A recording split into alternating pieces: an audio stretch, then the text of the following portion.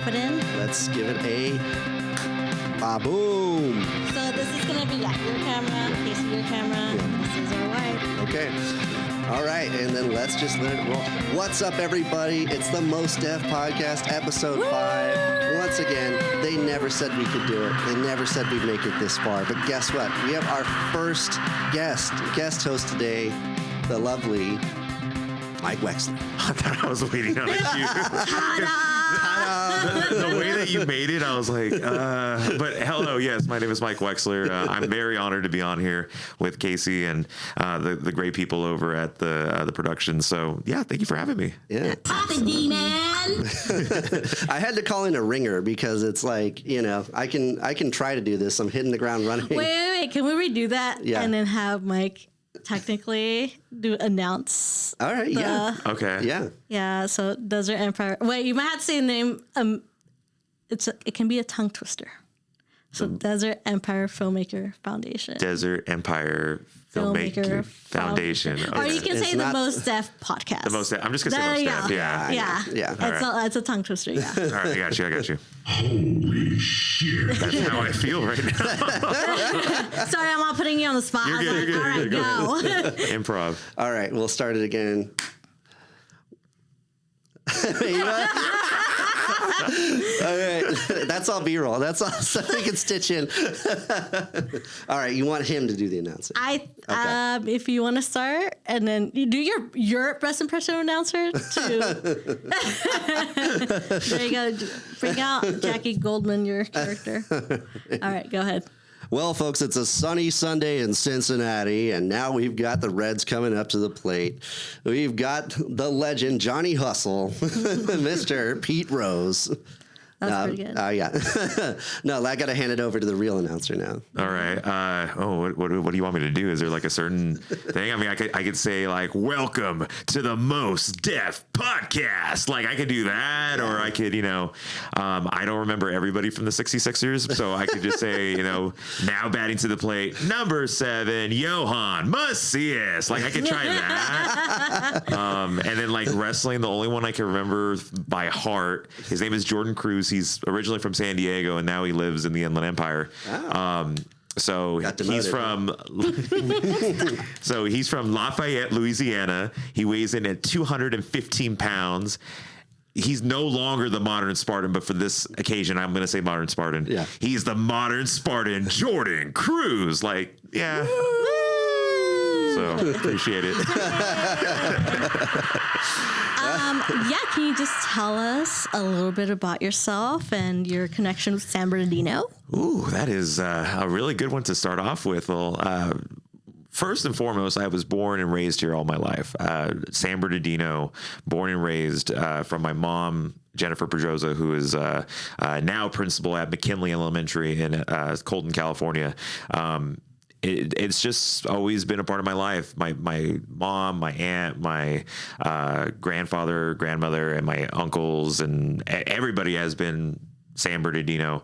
And it's been really cool to connect with people within the Inland Empire too, especially San Bernardino, and like probably you guys know like San Bernardino Valley College and Cal State San Bernardino. The city has really, really, I don't know what the proper word is, but like really resonated with me. I think that's the word I'm looking for, because it really tells you that you don't have to go all the way to LA for something, right? Or you don't have to go to San Diego for something. And on that mind, it's really interesting that San Bernardino, especially if you're like where I'm at, like North San Bernardino, like near Cal State San Bernardino, you're in that weird middle point of like, LA is, depending on where you're going, could be like an hour or some change. And then like San Diego is like an hour and some change, close to 2 hours, depending on the day. So it's like, it's such kind of a cool middle point to like everywhere you want to go. Yeah. Palm Springs, 1 hour. Big Bear, 1 hour. Right. So on and so Lake Elsinore, whatever, Yeah. It's funny. Like it's the mix of everything out here. You get the heat and you get cold, and it'll snow sometimes. It's true. Yeah. And can you tell us more about what got you into film? Because, I like to announce the 48 sponsorship deal we got going on with Mike. But let's tell us actually more about your background with film. We have no idea. You just called and it's like, hey, I want to be on the team. And then we're like, okay, we'll sponsor for you. Well, first and foremost, I do want to thank the DEFF team for being a part of this 48-hour film project. Yes. So before I get into why I love film, I just do want to say yes, I'm going to be a part of the 48-hour film project 2025 for the Inland Empire, possibly for the last time. I've been doing it since 2018, minus 2020 and 2021 because of the pandemic and all that. Yeah. And the reason why I'm saying it's possibly the last one is because I've kind of done it all. I mean, I've started out as an actor. We had a film called Drained, and shout out to Tachi Mitchell that directed that film. And then slowly but surely went to executive producer with Serialously, that won third best film in 2023. Thank you. And then last year with Timbo Slice Productions, again, executive producer. Unfortunately, we didn't win third place or anything like that, but we got best use of character because our main character was a stripper. Yeah, I remember. Oh, that was a good one. Thank you. Yeah. I mean, it's just been something that I've wanted to do, especially, being around film for Valley College and doing projects with them. And that's kind of what started too, was just going to Valley and with Lucas and Kevin Lyons and Miguel Tarango and all those guys, just working with them. James Ripito was someone that helped me a lot as well. I love him. That was Cindy's favorite professor. Yes. Mr. Ripito, if you're out there, I miss you. But aside from that, that's just kind of how film, how I love filmmaking was through Valley College. So very long-winded answer, but that's good though. And I mean, did you always love film? Was that always something you were interested in? You know what? I'm going to be honest with you, probably not, because I've always been a sports fan. I've loved... That explains a lot. I loved wrestling and I love sports. Baseball, basketball are my main ones. Especially with my job at Cal State San Bernardino, I had to, adjust obviously with like volleyball, which I kind of still don't know a lot about, but adjusting to that and soccer. And I was actually talking to a coworker yesterday when I was working the women's soccer game for Cal State. In a sense, not every sport is the same, if that makes sense, but you could find similarities in a lot of these sports. Like, for example, with soccer, you could find, what was the similarity? I think it's like, so they have this thing called offsides, which is similar to like in basketball would turnover, or, I don't know what baseball would be because that's, baseball, but you could find similarities like that kind of helps. And it's not like offsides in football. No, right. But have you watched the new King of the Hill reboot? You know what? I want to. I haven't yet. Okay, because there's a whole episode about Hank. The whole gist of it is that Hank and Peggy went to Saudi Arabia to work for a giant propane gas firm for Aramco, Arab American Oil Company. And he fell in love with soccer while he was over there. And there's a whole episode where Hank becomes a soccer coach because he's like a retiree now. He has no idea what to do with his time. And there's a running gag about nobody knows what offsides is in soccer. So I think you better check that out. Yeah, for sure I will. I mean, that's one thing that I want off my checklist. I still got to watch the new Superman movie, even though it's been like a couple months now. Now it's on digital. So you remember how back in the day, like it would take 6 months to a year for a movie to go from theaters to being on VHS or DVD or something. Now it's barely even been like a month. Superman's on digital. It was pretty good. Yeah, I'd give it like a B+. Okay, for sure. Yeah, it was really good. Yeah. I liked it. I thought it was something different. It was refreshing, I think. Yeah, I think it tapped into some of the good all-American, true blue, cornball, Midwesterner attitude of Superman. That's like Zack Snyder was like, no, we're going to be dark and depressing, and Superman's going to be really angsty. You know, this is like, no, let's take it back to Silver Age, Golden Age type Superman a little bit, Yeah. And it's like, this is the first one where Lois Lane actually had something to do in the movie. So that was nice. Yeah. When you put it like that, sheesh. Yeah. We were just talking about you. All good things.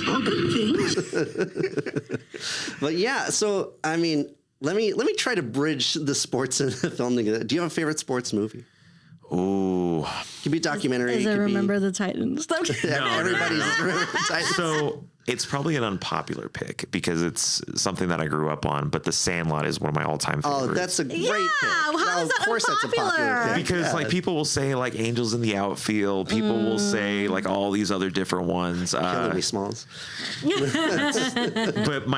it's just those other films are kind of more known, like Remember the Titans, as we had mentioned, or Coach Carter is one of my all-time favorites as well. But Sandlot is something that I grew up on, and it was just really cool to like see Benny the Jet and like see all these, you know, different character developments and stuff like that. So, and actually, I think the actor that played the blind neighbor, I think that was my first introduction to that actor. James L. Jones. James L. Jones, yes. Yeah. To Darth Vader. Yeah. I know. Or Thulsa Doom from Conan, if you will. The deep What cuts. is the riddle of steel, Conan? So I had another question for you. What got you? So obviously now you do announcing and all that jazz. And obviously I guess you really love sports, so that makes sense. But have you always had that courage? So I've had, just a little backstory, I've had the same passion for sports broadcasting since I was 10. I saw Vin Scully on a random Dodger game, and I was like, you know what? I want to do that for the rest of my life. So fast forward in high school, I was the high school newspaper sports editor for all 4 years of high school. And then at Valley, it was kind of hard because there was not a lot of sports things, but I was introduced at Valley to a really good gentleman by the name of Bill Norris, who's, I don't know if he's still the assistant athletic director, but he helped me get into my feet wet into announcing for all the SBVC athletics. Very nice. Very nice. Yeah. So there's so many great personalities in announcing. Like the one I always think of is Bob Uecker. Yeah. And of course we all know him from Futurama and from Mr. Belvedere. Well, nobody but me is old enough to remember Mr. Belvedere. And of course Major League, which another great sports film, sports comedy. There aren't enough of them. Yeah. You know? I agree. But, yeah. I haven't seen such terrible baseball as this since the days of Bob Uecker. This is Bob Uecker signing off. Yeah. Yeah. And so it's like, do you have a favorite sport that you like to announce? And also, I mean, you're into wrestling too. And Right. Have you been able to do like ring announcing type stuff like that? Yeah. So two-parter. So that first part, going off to that last one, I've been doing ring announcing and commentary for professional wrestling here in the local area. And when I say local, it's kind of very broad because like not just the Inland Empire, but like LA County, and then you're doing like all Southern California, like San Diego, Orange County, LA, IE. You know what's funny? I haven't gotten to do that in San Diego just yet. Okay, so fair enough. Everywhere in SoCal except for San Diego. San Diego, come on by. Yeah, Bang you his heard it line. here first, folks. Whoever's out there who's watching in San Diego, call our boy. Yeah. No, I appreciate it, but yeah, I've done that now for November of 2020 is going to be 5 years. All right, That's good. That's pretty good. Yeah, so I've been extremely blessed and grateful to have those opportunities and all that. And it's really cool because it's like you get to connect. You know what I mean? Like with anything, you get to connect with all these people throughout, not just Southern California, but all around the world. Yeah. So it's been really cool. And then second, going on that question about which sport that I would, prefer. I love announcing basketball. Oh.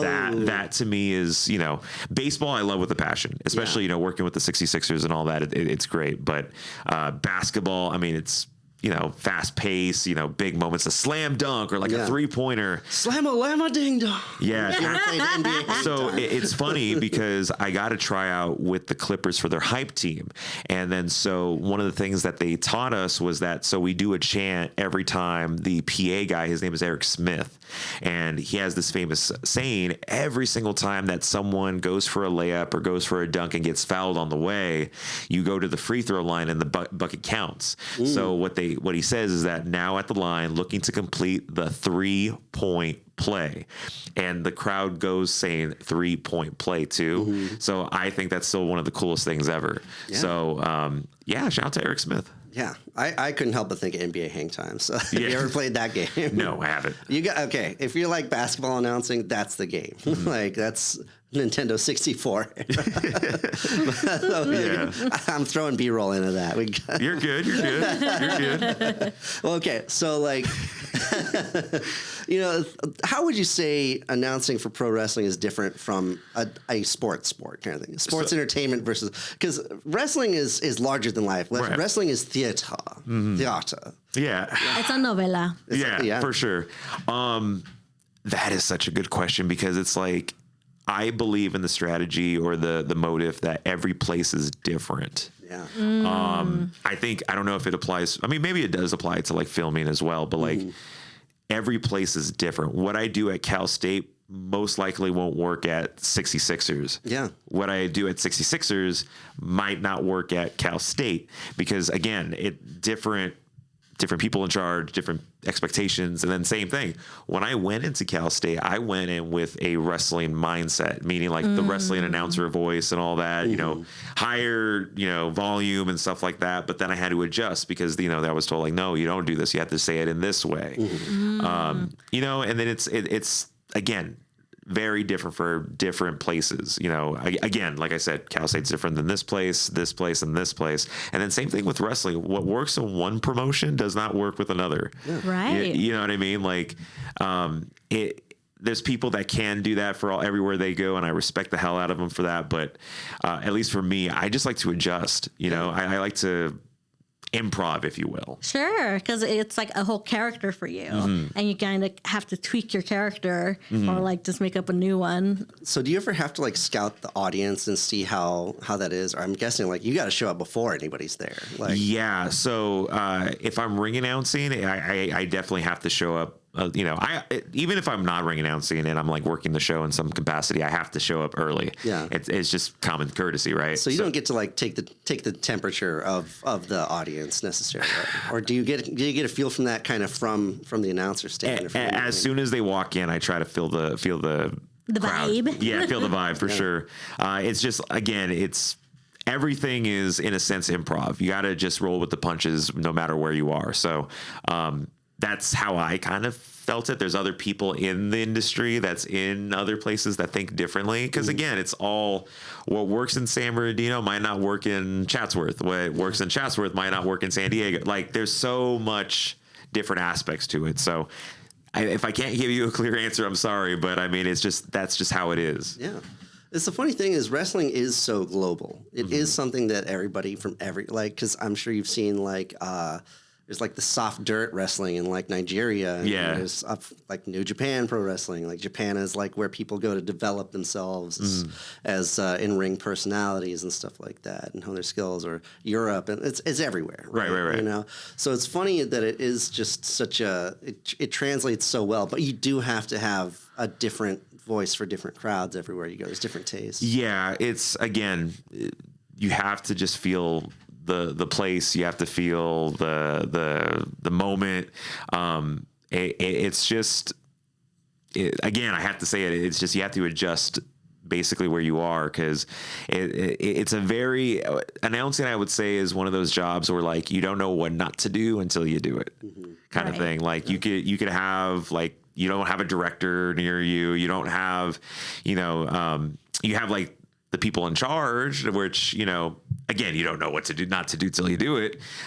So unless you're ring announcing, which is like you have a microphone and everybody can hear you, commentary, you really can't hear, like nobody can really hear you unless you're like, because some promotions will have like where you have live microphones and you'll like, the crowd will hear you as well. It's got to be broadcast to be heard that, right? Like, yeah, absolutely. So, okay. It's funny that you said, like, you didn't really come from, like a cinephile type background. Because we met a lot of people where that's the case, too. They end up in film school, and they weren't necessarily, like, film people like that. But there is something that is just sort of exciting about being on set. It's very addicting kind of thing to do. Yeah. You know? So, I mean, you were just on a shoot not too long ago, too, right? Like, can you tell us a little bit about, unless you're signed to an NDA or something? No. And you don't got to go too deep. No. Which one are we talking? I've been on a lot of them. Well, okay. Like, what have you been acting kind of stuff? Like, just what have you been doing, like, recently right now? So, in terms of that, I've been helping out a lot of projects and all that. Like, so, for example, the recent one, to my memory, I could be wrong. I have my friend Isaac, who is a filmmaker in the Paris area, like Riverside County, and we just wrapped filming a short film that's basically like Scream, but like a fan film of the movie Scream. Yeah. And so it was really cool being on that. And it's really cool because like I know Isaac, I know pretty much all the cast and all that. And we were just vibing. We were just, just keeping going. I had to make a couple of food trips, obviously, get some pizzas and stuff like that. But you also get to learn about people too, which I find very, very interesting. Like, so my friend Andrew Duke, shout out to Andrew though, he's an incredible. He is an animatronic guy. Oh, That's so cool. So he made a parrot by scratch. wow. The ones that like talk back or whatever. So he records. I don't remember how he does it. It's like weird. He like takes the parrot and then it has like a voice box or whatever that he like records whatever he wants and it'll translate like into this like parrot voice. I think it's like Yeah. damn. That's so cool. That's such an interesting thing because Go ahead. Yeah. You're probably thinking the same thing. We're thinking the Go same ahead. thing. So what a lot of people don't know actually is that here in Redlands, there's actually like the number 2 or very high level animatronics company out here. Like second only to Jim Henson stuff, which is called Garner Holt Enterprises. Okay. I don't know if you've heard of them before. No. But yeah, they're here in Redlands. They've been here forever, and it's like they're super high level animatronic. Yeah, I think they did stuff. like they do like the for Jurassic Park, like the puppets and stuff like that. And so big animatronics. So we're trying. We want to talk to those people. We want to get to know them. Yeah. Or it's like we want to bring some of the deaf people. We want to bring some filmmakers over there because it's like we've been doing things to kind of get people connected with. Like we did the Red Camera tour, and I keep juicing that for everything. Yeah. And, I did the Sony ASC masterclass thing, and then I'm trying to set up another ASC event to bring people out to, which is Society of Cinematographers. There's going to be something with Roger Deakins coming up, and so it's like trying to get people to that. But it's like trying to get people to this animatronics house too. Right. But there's so many things. Like film is a very creative, collaborative kind of thing, and it's like. Okay, like the script calls for such and such thing, and it's like, well, I can't just go buy that. Like we got to make it. Like everybody's just got to be resourceful and figure out how to do stuff. Yeah, to quote the famous Lucas Cooney, we always have to try to make it work, and that's something that I've learned on set too. And not only that, but like in wrestling too, because like there's a bunch of times I cannot tell you how many times where like equipment doesn't work or that just stuff has not worked out. So, I mean, I get that point, really. Yeah, absolutely. Don't worry about that. So, but yeah, and that's the thing is in life, you have to roll with the punches. You have to try to make it work no matter what. Like you just got to do your best and just use whatever works. So, like I know we're dealing with 48s. You've worked on lots of 48s and you've been working on other sets and stuff like that. Like, so how many 48s have you done at this point? Let's see, in total, so I think I started 2019. 2019, I did not do 2020 or 21. So 22, 23, 24, 25 will be my 5th. Fair enough. Yeah, that's a lot. So have you only done the IE editions? Yeah. I was thinking about LA, but then I was like, nah, I'd rather stay local.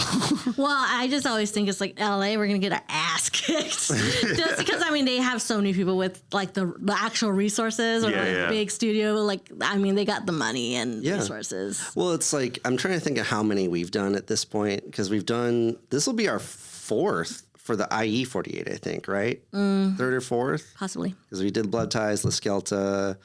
What was the IE one? Oh, that was like the no cube thing, no limit for the cube thing. And then this will be like the 4th IE one. And then like we did the College 48 with Extra Hearts. That did super well. We did Devil's Pie for the LA 48. And then we did the CFC and stuff like that. But so I think we're at like, I don't know, 7 different 48s we've done or something now at this point. Yeah, we weren't going to participate at all. And then you came ringing and we're like, you know what? I want to work with Mike. I appreciate that. Yeah, seriously. Because you're going to bring a good vibe too. Yeah, I appreciate it. You're chipper. Yeah, Chipper. no, and I do want to preface this again. These guys have probably heard this like a million times now. I do want to thank Casey and Cindy for believing in me because it's like I wanted to try something with this directing thing. thing and having my own team for once out of 5-6 years now that I've done this. It's about time. Yeah. Everybody gets a turn, right? Everybody should get a turn. Yeah, it's just something that I've always wanted to do. So again, for the millionth time, I appreciate you guys. Well, thank you for this. Well, and that's the thing too, is one of the reasons why we got into doing this whole thing is that we realized that we got a lot more out of doing stuff for other people too, or just trying to build up what's out here, you know, because there's a lot of talent. There's a lot of different people. There's different stories to tell. You know, and so it's like, yeah, let's get like,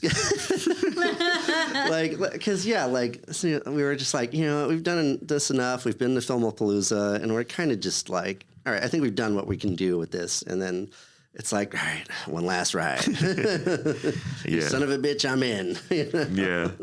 But yeah, and 48s are the cool thing about them is that you get a film out of it. You know, like it's so hard to pull together the money and the time and to get everybody coordinated to make even a short film, you know, even a 5-page short film or something, which might take 2 days to shoot. Yeah. Like it costs money, you know, it costs time, it costs people. So even if you're not paying people, right? Which of course, like at this super no budget indie level kind of thing that we've been dealing with for a while is like, yeah, everybody comes together, all hands on deck kind of thing. But you know, trying to help people out, like, how do we get everybody to the next step of this thing? And it's like, yeah, we're figuring it out. We're building it as we're flying it, you know. Yeah, but it's so far, it's like the response has been great. Like everybody's kind of loved it and was like, yeah, let's go along with this, you know. Yeah. So, like, I'm trying to think, like, what else are you into other than sports? And you like that's it. No, so I'm a huge fan of video games, movies. I mean, I'm not gonna like depict a lot of movies like to the very gritty. Like, so for example, going back to my Valley days, one of the first movies that I was shown for, I believe it was Kevin's class. It was on a Wednesday night, every single Wednesday night. It was like a cinema class. He showed us Citizen Kane. Yeah. Right. And then so Lucas keeps claiming that it is the greatest film of all time. That's how it's marketed as, is the greatest film of all time. Okay. I like the movie, but I don't think it's the greatest film of all time. Look, that's like the orthodox answer. Yeah. That's like the textbook answer you're supposed to say if you have connections to film school and stuff like that. Yeah. And it's like, here's what I will say about Citizen Kane is that it is unbelievably modern. It doesn't feel like what are we up to? 80-year-old movie? Yeah. At this point, or more. You know, and that comes down to Orson Welles and his DP Greg Toland, and they were very inventive. And you know, Orson Welles, like that was his first like film that he did because he was a radio guy and a theater guy. And he came in because all this stuff was so successful that they're like, okay, we'll give him a shot at the big time with movies. And he was just willing to, like, he didn't know the rules, so he just made up his own rules. And, you know, I mean, that became the rule book, you know? So, like, I'll say, I think it drags a little in the third act. I would say. I agree. Kind of the whole trying to groom his girlfriend into being like an opera star bit of the movie, I think gets a little, it stretches on a little bit, you know? There's also like this infamous thing of like, there's a cockatoo that just screeches as one of the transitions between scenes. Yeah. Like nobody knows why that's in there. And Wells, so someone will fall asleep. Yeah. Or Wells was like, I thought it was just movie was getting kind of long. So I put something in to wake people back up. So I think even he is like, okay, it's getting a little long. Right. But I mean, what am I going to say? It's not great. Like, it's a great movie. You know, sure. Yeah. Like what else? Like, we talk about sports movies. Let's like just generally a movie you love. Like, it doesn't have to be your very favorite, unless you do have a favorite picked out. So I would say my least favorite is Blade Runner. Least favorite. Mm-hmm. Okay. Wow. You know what? I'm glad you went that way too. Okay. What is it that did not tickle your pickle about Blade Runner? That is an interesting term of phrase. So the reason why I say that, it was because when I went to Valley College, and I believe it was one of the first English classes that I took. I think it was my second year, because I remember we had read the book Androids Sleep. Do Androids Dream of Electric Sheep? Yeah. See, Anyway, but yeah, for that book, I mean, I felt like that the book was better than the movie. Sure. The way that they interpreted it and how the author put everything into paper. Because it's very different. It's like Blade Runner, they kind of just took a few basic ideas and then just ran with it somewhere else. Right? And no discredit to Harrison Ford. I think again, incredible actor. I think that he does amazing in films, but it just didn't click with me. Like the dialogues, the interactions, the action scenes where it's very 80s action movie where it's like very slow punches and very, I think one of the takedowns that he does, one of the androids is like very, very like slow. This is like the funny thing about Blade Runner for me too, is like when I first watched it, like 14, 15, something like that, like it didn't hit me. And I think it took until like my fourth watching or something before I was like, oh, now I get it. Yeah. You know, it clicked for me. But it's like, when you watch it, you're like, damn, Harrison Ford is getting his ass kicked like every 10 minutes in this movie. Like, it just seems like a complete idiot the whole movie. And it's like always like, getting beat up by the androids like nonstop, you know? And that's so funny because the whole, like the meta of the movie is like, oh, is Harrison Ford a replicant? Is Deckard a replicant or not? Because there's this hint, but it's kind of undercut. And blah, blah. Depends on which cut of the movie you're watching. And blah, blah, blah. And it's like, that's, to me, obviously, it's like, well, if he is a replicant, then why is he so weak? Like, obviously, the replicants that he's hunting down are supposed to be like the newest, biggest, baddest version and stuff like that. But did you see Blade Runner 2049? I did not. Because that one I think you would like. Okay. Because that one, like Denis Villeneuve, it's like Ryan Gosling is very compelling. Like, he's a fun actor to watch. It's Jared Leto, right? Jared Leto's in it for like 6 minutes. Your boy Jared, But yeah, like I'd say check that one out. Okay, you probably like that more. Yeah, I would say, and it's Bautista in it. Oh, nice. Nice. Bautista's really good in it too. Oh, for sure. He's only in it for like the first 6 minutes of the movie, but. All right, so I have a question. I want to talk a little bit more about the 48. Is there something that you feel super intimidated about, or are you feeling pretty confident? As a first-time director, man. What's your headspace right now? So I feel very confident with the team that we have and with the actors that we have thus far. There's like one person still that's kind of not necessarily undecided, but like she still has to check her schedule. Shout out to Emma Prescott, by the way. She's an amazing actress and all that, and award-winning scriptwriter too. So I don't know if she would join the scriptwriting team if we had time. But like I said, again, she's currently in Florida, and she said that she was going to be back in California by the time of the 48. So we're crossing fingers. But I'm very confident with the team that we have. The only thing I don't want to say I'm intimidated. It's just I'm excited. Yeah. You know what I mean? Like I feel very excited about everything because it's the 48, right? We have 40 hours to write, film, and edit something, right? And that we could all put on our resumes or our highlight reels or something like that. That's something that I try to explain to all the teams that I've EP'd for or that I've just regular produced for, or even as an actor. You could put this on your resume. You could put this on your highlight reel. Well, look, you can do a festival run with these films too. Right, like, you can take it somewhere else too. Like you have a movie when you're done with it. And you can do what you like with it. Right, and that's what I feel like that's what I want to kind of push out there for the cast, for the production team as well, is that like this film, whether we get first place or we get, no awards at all, it's something that you could put on there that you could say, hey, I did this recently, and IMDb. Yeah. Well, too, and it's like you can't even go into this to worry about awards or winning or any of that. Like you got to do it just to do it. Like just because it's like I can't not make movies. Like like for the love of the game. Right. But so let's see what else. I was going to ask too. What do you feel like your directing style is going to be, or like even like what your I guess like I don't know how you present yourself. I guess because I know like when I'm on set. I mean, I'm already bossy, but I'm just like, I can be a little cutthroat. Yeah, no. That is a good question because I've been really thinking about that a lot. I want to go in there because again, you guys have taught me a lot, and I appreciate your guys' insight. I want to go in there with authority, which is obviously because director has You're the authority. captain of the Enterprise. Yeah. Right. Yeah. But like, I also want to go in there making sure that everyone is at their best, if that makes sense. Like, I'm there to create a good vibe and make sure that everyone is safe, everyone is comfortable, and that everyone is having a good time. That's something that I strive for as a director. So, am I going to be Stanley Kubrick? No. Am I going to be like Quentin Tarantino? No. Like all these people that have presented themselves in a very, tough but professional manner.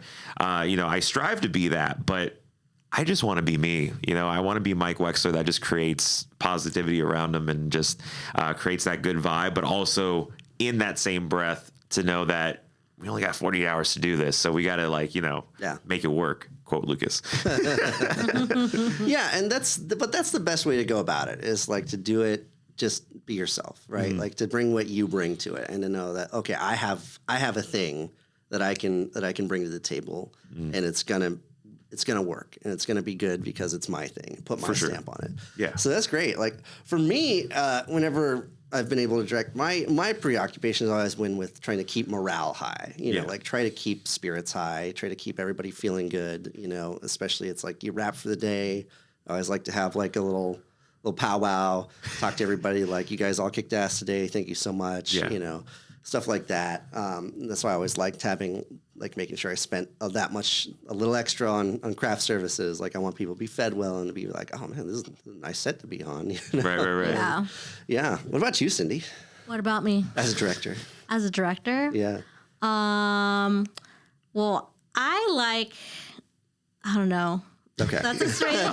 Well, depending on what I'm going to direct, I guess that's my whole thing too. But it's I don't know. I'm always so scared because I'm like, I have too many expectations for myself, and it makes it really tough. Yes. This is something that I really had to work on, especially starting this nonprofit, because I'm. When you're like an A+ student, you have to be good with B+ work though, and you're like, it's good enough.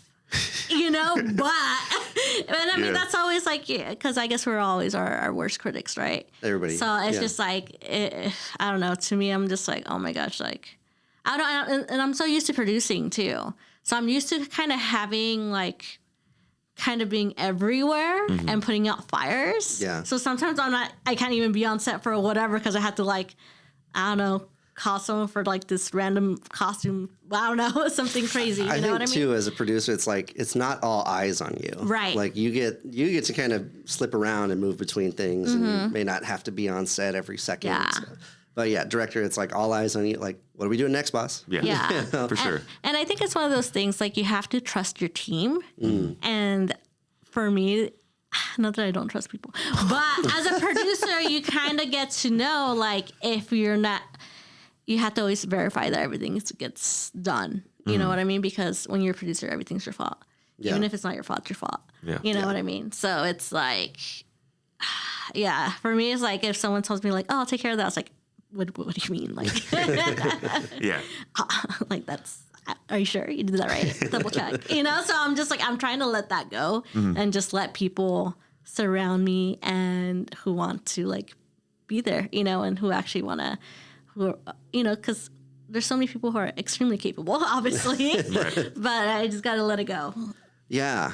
This is the thing about directing, too, that I've found is, sometimes you'll be I don't know what to watch right now. Do I watch the actors acting? Do I watch a monitor to see how it looks as a movie? Do I keep checking the script to see that they're kind of hitting the beats I was thinking of as I thought of it in my head? So, I mean, that's something you'll figure out. You'll just be there's no wrong way to do it. You know what I mean? As long as you're there, you're paying attention, and you can... This is kind of the thing about directing is that you do eventually at some points have to have a firm grip on things, or you have to kind of force it to go your way, where it's if someone didn't quite get there on the take, you can't just be good enough. You gotta be come on, man, try it one more time. I know you can do this. Or maybe you say, dig deep. This is the shot. This is your big moment.